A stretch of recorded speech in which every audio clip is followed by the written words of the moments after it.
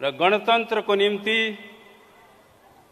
झन्डै 1.5 दशकसम्म जेललाई लोकतन्त्रको मोर्चाको रूपमा आफूलाई समर्पित गर्ने, योगदान गर्ने, बलिदान गर्ने योद्धाहरू जन्माउने, क्रान्तिकारी जन्माउने प्रदेश पनि यो 1 नम्बर प्रदेश हो। 1 नम्बर प्रदेश यो देशलाई हाँक्ने, नेतृत्व जन्माउने र यो देशलाई हाँकिरहेको नेतृत्वको प्रदेश पनि हो। त्यसकारणले म यो प्रदेशका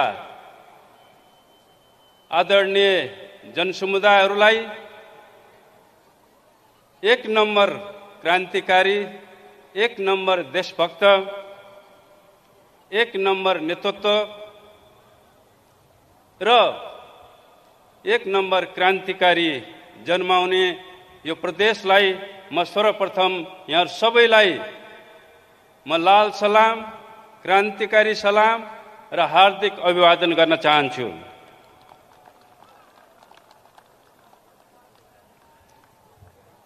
आज देश एउटा नयाँ अभियानमा, एउटा नयाँ आन्दोलनमा, एउटा नयाँ दिशामा अगाडि बढिरहेको छ। आज झन्डै लाखौंको संख्यामा 1 नम्बर प्रदेशमा जनसमुदायहरू आज अस्थिरताको विरुद्ध आज यहाँ लामबद्ध हिँड्नुभएको छ। आज यी हजारौं जनताहरू लोकतन्त्रको रक्षाको निम्ति, स्थायित्वको निम्ति फेरि एकपटक आन्दोलित हुनुभएको छ। आज यो देशलाई भित्र र बाहिरका शक्तिहरूले फेरि अस्थिरतातिर, फेरि प्रतिगमनतिर धकेल्ने षड्यन्त्र गरिरहेका छन्। आज यो षड्यन्त्रका विरुद्ध आज फेरि सिङ्गो देश, यो सिङ्गो प्रदेश एकजुट भएको छ। आज सिङ्गो देश, यो सिङ्गो प्रदेश हाम्रो राष्ट्रिय अखण्डता, राष्ट्रिय स्वाधीनताको निम्ति फेरि लामबद्ध भएको छ। आज यी हजारौं लाखौं जनताहरू मेचेदेखि महाकालीसम्म समृद्ध नेपाल र सुखी नेपालीको राष्ट्रिय आकांक्षा पूरा गर्नको निम्ति फेरि एकपटक सम्माननीय प्रधानमन्त्रीको नेतृत्वमा फेरि जुर्मुराएको छ, फेरि आन्दोलित भएको छ र एउटा नयाँ अभियानमा अगाडि बढिरहेको छ। आदरणीय जनसमुदायहरू, आज हामी एउटा असामान्य परिस्थितिबाट अगाडि बढिरहेका छौँ। आज सिङ्गो विश्व नै एउटा असामान्य परिस्थितिका विरुद्ध जुधिरहेको छ। आज सिङ्गो संसारलाई कोभिडले आक्रान्त पारेको छ। आज नेपालमा एउटा विशिष्ट परिस्थिति जन्मिएको छ। आज सदन विघटन भएको छ। आज यो देशलाई अस्थिरतातिर धकेल्ने प्रयत्न गरिएको छ, प्रयास गरिएको छ। किन आज यस्तो परिस्थिति सिर्जना भयो? किन फेरि यो देशलाई अस्थिरतातिर किन धकेल्ने षड्यन्त्र गरियो? यसको विषयमा पूर्वोक्ता कमरेड सुभाष नेमाङले सविस्तार यहाँ तपाईहरुलाई जानकारी दिइसक्नु भएको छ। यो देशमा फेरि अस्थिरता उत्पन्न कुनै बाह्य शक्तिद्वारा होइन, स्वयं हाम्रो आन्तरिक पंक्तिबाट नै यो अस्थिरताको षड्यन्त्र रचियो।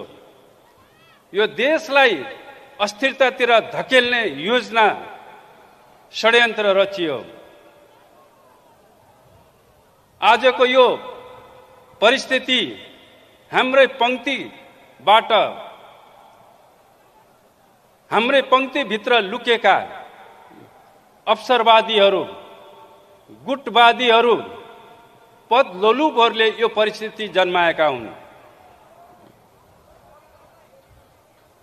ती अवसरवादीहरूले, ती फुटवादीहरूले, ती गुटवादीहरूले, ती पदलोलुपहरूले आजको यो असामान्य परिस्थिति सिर्जना गरेका हुन्। र यो असामान्य परिस्थितिभित्र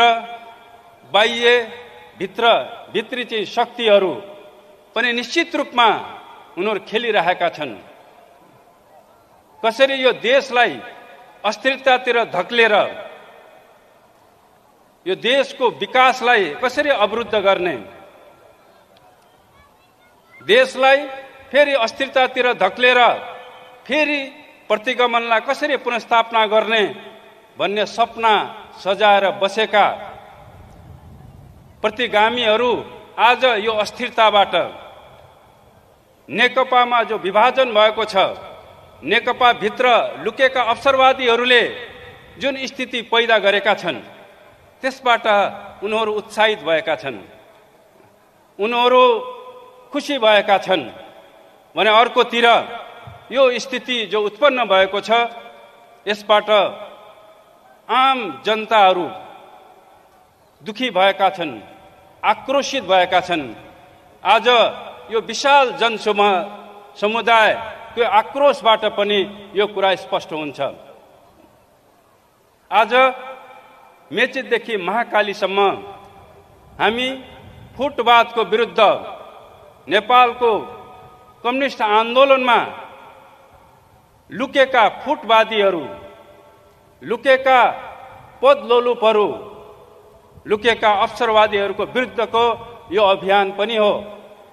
आज हामीले पार्टीको शुद्धिकरणको निम्ति एउटा नयाँ अभियानको थाल्ने पनि हाम्रो पार्टी नेतृत्वको नेतृत्वमा आज हामीले देशव्यापी रूपमा एउटा शुद्धिकरण अभियान पनि हामीले सञ्चालन गरिरहेका छौँ। आज देशमा उत्पन्न अस्थिरतालाई फेरि स्थायित्वमा कसरी बदल्ने, आज हाम्रो नेतृत्वले निर्धारण गरेको नीति हामी जनतामा गएर जनतालाई आन्दोलित गरेर जनताको ताजा जनादेश लिएर हामीले फेरि यो अस्थिरतालाई स्थायित्वमा बदल्न सकिन्छ। समृद्धिको विकासको मार्गमा जो अवरोध खडा भएको छ, जनताको बीचमा गएर जनताको ताजा जनादेश लिएर हामीले यो अवरोधलाई हामीले पन्छाउन सकिन्छ। हामीले उत्पन्न समस्याको समाधान षड्यन्त्रबाट होइन, हामीले लोकतान्त्रिक विधिबाट जनतालाई साथ लिएर मात्रै हामीले फेरि देशमा उत्पन्न समस्यालाई समाधान गर्न सकिन्छ। हामीले आज कम्युनिस्ट आन्दोलनमा अवसरवादीहरूले जो फुट पैदा गर्न सफल भएका छन्, फेरि यो आन्दोलनलाई एकजुट पार्ने उपाय, त्यो दिशा, त्यो नीति, त्यो विचार भनेको जनताको बीचमा जानु नै हो। जनताको बीचमा गएर नै हामीले फेरि कम्युनिस्ट आन्दोलनलाई हामीले एकीकृत गर्न सकिन्छ। जनताको बीचमा गएर नै हामीले ती फुटवादीहरूलाई भण्डाफोड गरेर, ती गुटवादीहरूलाई भण्डाफोड गरेर हामीले पार्टीलाई एउटा नयाँ ढङ्गले शुद्धिकरण गर्न सकिन्छ र पार्टीलाई सुदृढ गर्न सकिन्छ। हामीले देखिरहेका छौँ यो एकता अभियान, यो शुद्धिकरण र सुदृढीकरण अभियान सफलतापूर्वक अगाडि बढिरहेको छ। आज मेचीदेखि महाकालीसम्म चाहिँ भ्रमित भएका कार्यकर्ताहरू, जनताहरू यो भण्डाफोड अभियानबाट स्पष्ट हुँदै फेरि पार्टीमा एकताबद्ध हुँदैछन्, फेरि उनीहरू मूल घरमा फर्कँदैछन्। यसै क्रममा हामीले यो एकता अभियानबाट आतंकित भएर ती गुटवादीहरू, फुटवादीहरूले फेरि नयाँ ढङ्गले भ्रम सृजना गर्ने पनि प्रयत्न गरिरहेका छौँ। हामीले सुन्यौँ काठमाडौँमा ती फुटवादीहरूले गुटवादीहरूले एउटा नयाँ भ्रम फैलाउने उनीहरूले प्रयत्न गरे कि नेकपाबाट केही मन्त्रीहरू फेरि फर्केर प्रचण्ड नेपालको समूहतिर चाहिँ फर्कँदैछन् भन्ने किसिमको एउटा भ्रम उनीहरूले चाहिँ फाले। उनीहरूले यसो किन गर्दैछन्? आज देशव्यापी रूपमा उनीहरूले भ्रम किन फैलाउँदैछन्? उनीहरूले यस किसिमका कुराहरू किन गर्दैछन्? यो उनीहरूको एउटा आतंकको अभिव्यक्ति हो, उनीहरूको भयको अभिव्यक्ति हो र उनीहरूले गोएबलको सहारा लिँदैछन्। गोएबल भन्ने जर्मनीका हिटलरका एउटा प्रचार मन्त्री थिए। उनको के सिद्धान्त थियो भने तिमीले झुटलाई 100 पटक भन्यो भने त्यो सत्यमा परिणत हुन्छ, त्यो सत्य ठान्छन् मान्छेहरूले। त्यसकारणले झुटलाई 100 पटक भन र यसरी तिमीले जनतालाई भ्रमित पार्न सक्छौ, जनतालाई मानसिक रूपमा चाहिँ विघटित गर्न सक्छौ। उनीहरूलाई मानसिक रूपमा भ्रमित र विघटित गरिसकेपछि तिनीहरूलाई भौतिक रूपमा उनीहरूलाई सिद्ध्याउन सकिन्छ। यो किसिमको हिटलरको त्यो प्रचार मन्त्रीको सिद्धान्त थियो र उनीहरूले त्यही ढङ्गले गरेर आज नेपालमा फेरि ती अवसरवादीहरू फेरि गोएबल्स बनेका छन्। हिटलरका ती प्रचार मन्त्रीको रूपमा तिनीहरूले जनतालाई भ्रम दिँदै हिँडिरहेका छन्। उनीहरूले सरकारले पार्टीले लिएको कदम असंवैधानिक हो, त्यो प्रतिगामी हो भन्ने भ्रम फैलाइरहेका छन्। यो ठिक त्यही गोएबल्सको त्यो सिद्धान्त अनुसार नै उनलाई प्रचार गरिरहेका छन्। जनताको ताजा जनादेश लिने कुरो त्यो लोकतान्त्रिक कदम हो कि त्यो अग्रगामी कदम हो कि त्यो प्रतिगामी कदम हो? झस्केलाबाट षड्यन्त्रकारी ढङ्गबाट सरकारको नेतृत्व हत्याउने, सरकारलाई अपदस्थ गर्ने त्यो अग्रगामी कदम हो कि प्रतिगामी कदम हो? निश्चित रूपमा सरकारको नेतृत्वलाई, पार्टीको नेतृत्वलाई षड्यन्त्रकारी ढङ्गले, अलोकतान्त्रिक ढङ्गले त्यसलाई अपदस्थ गर्ने, त्यसलाई विस्थापित गर्ने त्यो प्रतिगामी कदम हो। त्यो प्रतिगामी, त्यो अवसरवादी सोच हो, त्यो प्रक्रिया हो।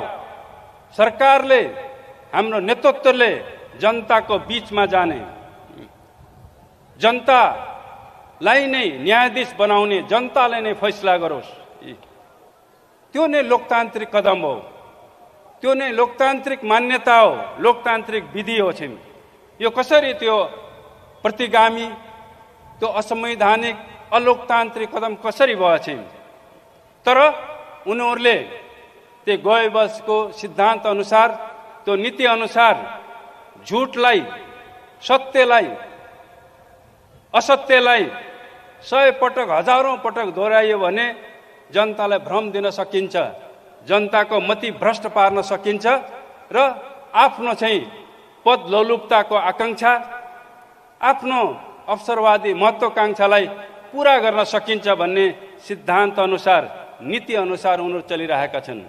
म आज यो विशेष जनसभा, ऐतिहासिक जनसभाको माध्यमबाट म ती सबै अवसरवादीहरू, पदलोलुपहरू, फुटवादीहरू, गुटवादीहरूलाई म के चेतावनी दिन चाहन्छु भने तपाईहरूको यो षड्यन्त्र, यो गोएबल्स नीति कदापि सफल हुने छैन। इतिहासले यो कुरा साबित गरिसकेको छ। हिटलरको प्रचार मन्त्रीले अस्थायी रूपमा केही भ्रम सृजना गरे पनि चाहिँ त्यो अन्ततः जनताले चाहिँ त्यो भ्रमलाई चिरे। क्रान्तिकारीहरूले, अग्रगामीहरूले, लोकतन्त्रवादीहरूले ती भ्रमलाई चिरे र ती अवसरवादीहरूलाई, ती प्रतिगामीहरूको अन्त्य भयो। अहिले पनि ती अवसरवादीहरूले जो षड्यन्त्र गरिरहेका छन्, जुन भ्रम फैलाइरहेका छन्, जुन दुष्प्रचार गरिरहेका छन्, यसबाट यसको अनिवार्य परिणति हिटलरको जस्तै हुनेछ। उनीहरूको त्यो महत्त्वाकांक्षा हिटलरकै जस्तै महत्त्वाकांक्षा, त्यो पदलोलुपताको उनीहरूको जुन आकांक्षा छ त्यो कदापि पूरा हुने छैन।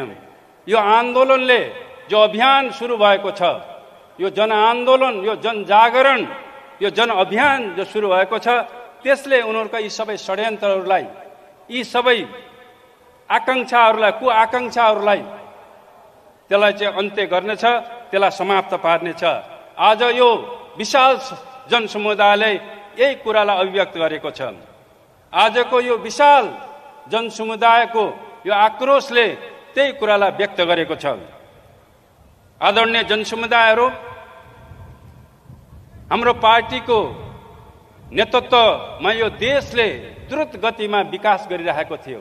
यो 3 वर्षको हामी सबै सूचकाङ्कहरूलाई हेर्ने हो भने यो देश द्रुत गतिमा समाजवादको दिशातिर, समृद्धिको दिशातिर अगाडि बढिरहेको थियो। सबै तथ्याङ्कहरूले यो कुरालाई स्पष्ट रूपमा चाहिँ प्रमाणित गर्दछन्। तर यी अवसरवादीहरू, यी गोएबल्सहरू यो देशमा केही भएको छैन, देश दुर्गतितिर गएको छ भन्ने कुराहरूको दुष्प्रचार गरिरहेका छन्। यो देशमा यो 3 वर्षको कार्यकालमा जनताले हामीलाई यो जिम्मेवारी सुम्पेपछि यो देशमा हामीले संघीयताको कार्यान्वयन, जनताको त्यो जनादेशलाई कार्यान्वयन गर्ने काम हामीले सफलतापूर्वक अगाडि बढायौँ। हामीले यो 3 वर्षको कार्यकालमा हामीले देशमा सुशासनलाई सुदृढ गर्ने, त्यसलाई स्थापित गर्ने काम सफलतापूर्वक हामीले यहाँ सम्पन्न गर्दै आयौँ। यो अवधिमा सबैभन्दा इतिहासमा सबैभन्दा बढी कारबाही भएका छन् भ्रष्टाचारीहरूको विरुद्धमा चाहिँ। यो कार्यकालमा सबैभन्दा बढी अपराधीहरूलाई चाहिँ नियन्त्रणमा लिएको छ र कानुनको कठघरामा उभ्याइएको छ। यो अवधिमा हामीले देशमा गुण्डागर्दीको अन्त्य गरेका छौँ। हिजो टोलले गुण्डाहरू, नाइकेहरूको जुन बिगबिगी थियो, आज ती सबैको अन्त्य भएको छ। यो कार्यकालमा हामीले महिला हिंसाको विरुद्ध हामीले अभियान चलायौँ। त्यो चाहे छौपडीको होस् अथवा तराईमा हुने, मधेसमा हुने महिलामाथिहरूको हिंसाका विरुद्धमा होस्, त्यसको विरुद्ध चाहिँ हामीले अभियान चलायौँ। हामीले अस्ति भर्खरै हाम्रो प्रधानमन्त्रीजीले भन्नुभयो कि अपराधीहरूलाई, महिलाहरूको बलात्कार गर्ने, उनीहरूको हत्या गर्ने अपराधीहरूलाई, तिनीहरूलाई पानी मुनि गए पनि हामी छोड्ने छैनौँ। हामी उनीहरूलाई कानुनको कठघरामा उभ्याउनेछौँ। प्रधानमन्त्रीले अस्ति भर्खरै त्यो उद्घोष गर्नुभएको थियो, त्यो भागीरथीको सन्दर्भमा थियो र हामीले यो प्रधानमन्त्रीजीको यो कथनलाई, त्यो उद्घोषलाई हामीले त्यो साबित गर्यौँ र भागीरथीको हत्यारालाई, त्यो बलात्कारीलाई कानुनको कठघरामा हामी उभ्याउन सफल भएका छौँ। निर्मलाको हत्यारा, त्यो बलात्कारी पनि अब हाम्रो कानुनको पन्जाको नजिक आइसकेको छ। त्यसलाई पनि हामी छिटै कानुनको कठघरामा उभ्याउनेछौँ। आज म यस ऐतिहासिक जनसभाको मार्फत म सबै अपराधीहरूलाई म सचेत गर्न चाहन्छु कि यो सरकारले देशमा कुनै पनि अपराधीलाई कुनै प्रकारको छुट दिने छैन, कुनै भ्रष्टाचारीलाई कुनै प्रकारको छुट दिने छैन। राज्यको नीति भ्रष्टाचारप्रति शून्य सहनशीलताको नीति हो। त्यस्तै सबै प्रकारका अपराधहरू प्रति पनि हाम्रो शून्य सहनशीलताको नीति हो र यो नीतिलाई हामीले सफलतापूर्वक अगाडि बढाइरहेका छौँ। तर यो सफलताबाट आतंकित भएर, चिन्तित भएर नै यो किसिमको परिस्थिति सृजना गरिएको हो। किन यो पार्टीको नेतृत्व, सरकारको नेतृत्वमा यो देश विकास, समृद्धि र सफलताको दिशातिर जो अगाडि बढिरहेको छ, यसले उनीहरूको त्यो पद लोलुपताको चाहिँ आकांक्षालाई पुरा नहुने भयो, त्यो सफल नहुने भयो। त्यसकारणले त्यसलाई पुरा गर्नको निम्ति यो देशमा फेरि एउटा अस्थिरता सिर्जना गर्न जरुरी छ। यो देशमा फेरि एउटा षड्यन्त्र गर्न जरुरी छ। यो आवश्यकता महसुस गरेर अवसरवादीहरूले, प्रतिगामी शक्तिहरूले यो परिस्थितिको सिर्जना गरेका हुन्। तर यो परिस्थितिलाई हाम्रो नेतृत्वको सही नेतृत्व निर्देशनले कि हामीले यिनीहरूका यी षड्यन्त्रहरू, यो देशलाई अस्थिरताको भूमिमा धकेल्ने यो षड्यन्त्रलाई जनताको बीचमा गएर जनतालाई फेरि चाहिँ आम निर्वाचनको माध्यमबाट आन्दोलित गरेर ती सबै अस्थिरतावादी, ती सबै अवसरवादीहरूको भण्डाफोड गरेर उनीहरूको यो षड्यन्त्रलाई चकनाचुर पार्न सकिन्छ, विफल पार्न सकिन्छ। यो देशलाई फेरि विकास समृद्धिको दिशातिर अगाडि बढाउन सकिन्छ भनेर यो ऐतिहासिक कदम, सदनलाई विघटन गर्ने चाहिँ एउटा ऐतिहासिक कदम हाम्रो नेतृत्वले लिएको। यो ठुलो एउटा क्रान्तिकारी, यो अग्रगामी, यो एउटा ऐतिहासिक कदम पनि हो। यो ठुलो राजनीतिक कदम हो। यसको साथसाथै यो संवैधानिक पनि छ। यो कसरी संवैधानिक छ यस विषयमा हाम्रो संविधान सभाका अध्यक्षज्यूले यहाँ सविस्तार भनिसक्नु भएको छ। किन संविधानको स्पिरिट भनेको यो देशमा स्थायित्वलाई कायम गर्ने हो। संविधानका जुन धाराहरू जो 76, 85 को जो हामीले उल्लेख गर्छौँ, यी सबै धाराको स्पिरिट भनेको यो देशमा स्थिरता होस्, देशको विकासको निम्ति, देशमा सुशासनको निम्ति र देशको प्रगतिको निम्ति स्थायित्व चाहिँ अनिवार्य हुन्छ। त्यसकारण हाम्रो संविधानको स्पिरिट भनेको यो देशमा स्थायित्व होस्। अस्थिरताले यो देश लामो समयसम्म अस्थिरताको दुष्चक्रमा फस्यो र देश दरिद्रता गरिबीको चाहिँ दुष्चक्रमा फस्यो थियो र देश बर्बाद भयो। त्यसकारणले देशको प्रगतिको निम्ति राजनीतिक स्थायित्व, सामाजिक स्थायित्व, सामाजिक सौहार्दता अपरिहार्य शर्त हो। त्यही स्पिरिटमा संविधानका धाराहरू लेखिएका हुन्, त्यसको व्यवस्था गरिएका हुन्। र अहिले यो देशमा कसरी स्थिरता ल्याउन सकिन्छ त?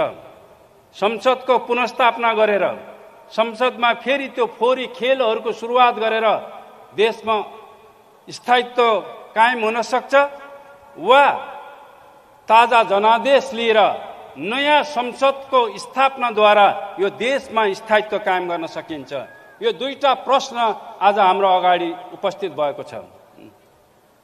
पुरानो संसद जसले अस्थिरता जन्मायो, जसले सरकारलाई काम गर्न दिएन, सरकारका कामहरूमा अवरोध खडा गर्यो, विकासका कामहरू अवरोध खडा गर्यो, सुशासन स्थापित गर्ने काममा अवरोध खडा गरेछौँ। त्यो पुरानो संसद, त्यो विघटित संसद वास्तवमा अस्थिरता पैदा गर्ने संयन्त्रमा परिणत भइसकेको थियो। त्यसकारणले स्थायित्वको निम्ति एउटा नयाँ संसद, नयाँ प्रतिनिधि सभाको आवश्यकता चाहिँ पैदा भएको थियो। त्यही आवश्यकतालाई पूर्ति गर्नको निम्ति पुरानो संसदको विघटन र नयाँ संसदको स्थापनाको निर्णय, ऐतिहासिक निर्णय नेतृत्वले लिएको र यो एकदम सही छ र यो संवैधानिक पनि छ। यो संविधानको स्पिरिट अनुसार छ र नयाँ संसदले मात्रै यो देशमा स्थायित्व कायम गर्न सक्छ। यो देशको समृद्धिको यात्रालाई चाहिँ त्यसले चाहिँ मार्ग प्रशस्त गर्न सक्छ। पुरानो संसद बाधक बन्यो, समृद्धिको मार्गमा, सुशासनको मार्गमा, देशको राष्ट्रिय सुरक्षाको चाहिँ मार्गमा चाहिँ पुरानो संसद बाधक बनेको हुनाले त्यसको विघटन चाहिँ आवश्यक थियो, अनिवार्य थियो। त्यसकारणले त्यसलाई गरियो र त्यसको अधिकार, त्यो अधिकार प्रधानमन्त्रीलाई हुन्छ र प्रधानमन्त्रीले आफ्नो त्यो विशेषाधिकार, संविधानले दिएको त्यो अधिकारलाई प्रयोग गरेर संविधानको त्यो अधिकारलाई प्रयोग गरेर संसद विघटन गरिएको र नयाँ संसदको स्थापनाको निम्ति आम निर्वाचन नयाँ जनादेश लिने चाहिँ निर्णय गरेको यो कुरा सही छ। र आजको यो विशाल जनसमुदायले सरकारको पार्टी नेतृत्वको यो निर्णयलाई अनुमोदन गरेको छ। आज देशव्यापी रूपमा लाखौं करोडौं जनताहरूले सरकारको पार्टी नेतृत्वको त्यो कदमलाई अनुमोदन गरेका छन्, त्यसलाई समर्थन गरेका छन् र पार्टीको नेतृत्व सरकारको नेतृत्वमा एउटा नयाँ अभियानमा उनीहरू चाहिँ अगाडि बढिरहेका छन्। आदरणीय जनसमुदायहरू, यो सरकारले आफ्नो 3 वर्ष कार्यकालमा हामीले राष्ट्रिय एकतालाई, राष्ट्रिय अखण्डतालाई सुदृढ गर्ने दिशामा पनि महत्त्वपूर्ण सफलता हामीले हासिल गरेका छौँ। देशमा केही शक्तिहरू जो छुट्टै राज्यको माग लिएर चाहिँ आन्दोलित थिए, अगाडि बढिरहेका थिए, तिनीहरूलाई फेरि यही राष्ट्रिय मूल धारमा ल्याउन हामी सफल भएका छौँ। देशमा अझ पनि केही शक्तिहरू संविधान विरोधी, यो व्यवस्था विरोधीहरू शक्तिहरू छन्, तिनीहरू क्रियाशील छन्। हामीले प्राप्त गरेका, हामीले स्थापित गरेका संविधान, यो राज्य प्रणालीलाई विस्थापित गर्न चाहने केही प्रवृत्तिहरू, शक्तिहरू पनि छन् यहाँ। तिनीहरूलाई पनि निश्चित रूपमा हामी छिटै यो मूलधारमा हामी ल्याउनेछौँ र यो शान्तिपूर्ण प्रक्रियाद्वारा उनीहरूले आफ्ना राजनीतिक उद्देश्यहरू चाहिँ हासिल गर्न सक्छन्। लोकतन्त्रमा सबैलाई अवसर छ। त्यसकारणले यहाँ हामीले अहिले आम निर्वाचनको घोषणा गरेर ती महत्त्वकांक्षीहरू जो प्रधानमन्त्री हुन चाहन्छन्, ती महत्त्वकांक्षीहरू जो पार्टीको अध्यक्ष हुन चाहन्छन्, उनीहरूलाई पनि हामीले अवसर दिएका छौँ। आम निर्वाचनको घोषणा, जनताको ताजा जनादेश लिने घोषणा भनेको उनीहरूको निम्ति पनि एउटा अवसर हो, एउटा राम्रो अफर हो चाहिँ। उनीहरू आउन्, निर्वाचनमा आउन्, निर्वाचनमा सहभागी हुन्, उनीहरूले जनताको विश्वास ल्याउन् र सदनमा बहुमत ल्याएर उनीहरू प्रधानमन्त्री हुन्। यो एउटा लोकतान्त्रिक विधि हो चाहिँ, यो लोकतान्त्रिक तरिका हो।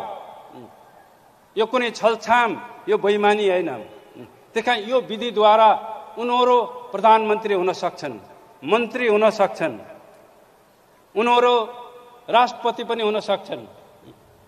त्यसकारण आउनुहोस्, यो ऐतिहासिक जनसभा मार्फतबाट म ती सबै महत्त्वकांक्षीहरूलाई पनि आउनुहोस्, तपाईँ वैशाख 17 र 27 गते हुने निर्वाचनमा सहभागी बन्नुहोस् र आफ्नो महत्त्वकांक्षा पूरा गर्नुहोस्। यो तपाईँहरूलाई हाम्रो चाहिँ अफर हो, तपाईँहरूलाई यो निमन्त्रणा पनि हो चाहिँ। आदरणीय जनसमुदायहरू, आज देश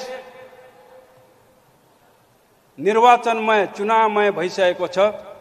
यहाँ हाम्रो कमरेड सुभाष नेमाङले यहाँ भनिसक्नु भएको छ, मेचेदेखि महाकालीसम्म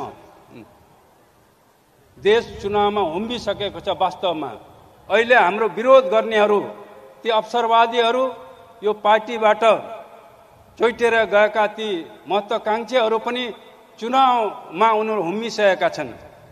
उनीहरूले चुनावमा जानको निम्ति, चुनाव चिन्ह लिनको लागि उनीहरू निर्वाचन आयोगलाई चाहिँ दबाव दिने। किन दबाव दिनु पर्यो? हिजो उनीहरूले सबै केन्द्रीय सदस्यहरूको लाई नागरिकता लिएर आउने उर्दी दिए र निर्वाचन आयोगमा ती सबै नागरिकता बुझाएर निर्वाचन चिन्ह हामीले पाउनुपर्छ भन्ने उनीहरूले दाबी गर्ने भन्ने चाहिँ उनीहरूले निर्णय गरेका छन्। त उनीहरूले यो किन निर्णय गर्नु पर्यो? संसदको पुनर्स्थापना गर्ने भन्ने हो भने उनीहरूलाई किन चाहियो निर्वाचन चिन्ह?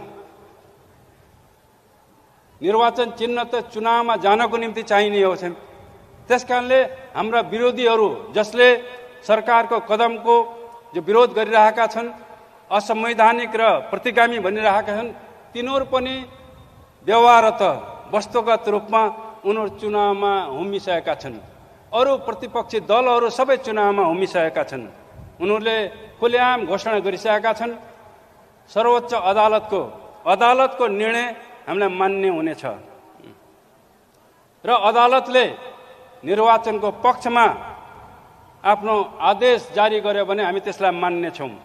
यसको अर्थ हो कि अदालतले सरकारको निर्णयलाई सदर गर्नेछ र त्यस अनुरूप उहाँहरूले चुनावमा भाग लिनेछन् भन्ने घोषणा उहाँहरूले गरिसक्नु भएको छ। त्यसकारणले आदरणीय जनसमुदायहरू, अब हामी एउटा नयाँ अभियानमा स्थायित्वको स्थापनाको निम्ति, समृद्धिको निम्ति र देशको स्वाधीनताको निम्ति एउटा नयाँ अभियानको सुरुवात भइसकेको छ। हामी एउटा नयाँ मोर्चामा अब देशका 165 वटै हाम्रो निर्वाचन क्षेत्र अब हाम्रा आन्दोलनका मोर्चाहरू हुन्, हाम्रो चुनावका मोर्चाहरू हुन्। ती मोर्चाहरूमा अब हामीले विजय हुनु छ। हामीले ती मोर्चामा सबै अवसरवादीहरू, सबै प्रतिगामीहरूलाई हामीले परास्त गर्नु छ र देशमा फेरि एउटा स्थायित्व हामीले कायम गर्नु छ र नेकपाको नेतृत्वमा फेरि यो देशलाई समृद्धिको दिशामा अगाडि बढाउनु छ। आज यो विशाल जनसमुदाय, यो विशाल जनसभाको माध्यमबाट यही संकल्प गरौँ, हामी यो देशमा स्थायित्व कायम गर्नेछौँ। स्थायित्व जिन्दाबाद, अस्थिरता मुर्दाबाद, एकता जिन्दाबाद, फुट मुर्दाबाद। देशको चाहिँ राष्ट्रिय एकता अखण्डता जिन्दाबाद र देशमाथि अतिक्रमण गर्ने मुर्दाबाद, यही संकल्प सहित आज यस भव्य जनसभालाई सफल पारौँ भन्ने म आफ्नो मन्तव्य अन्त्य गर्छु। धन्यवाद।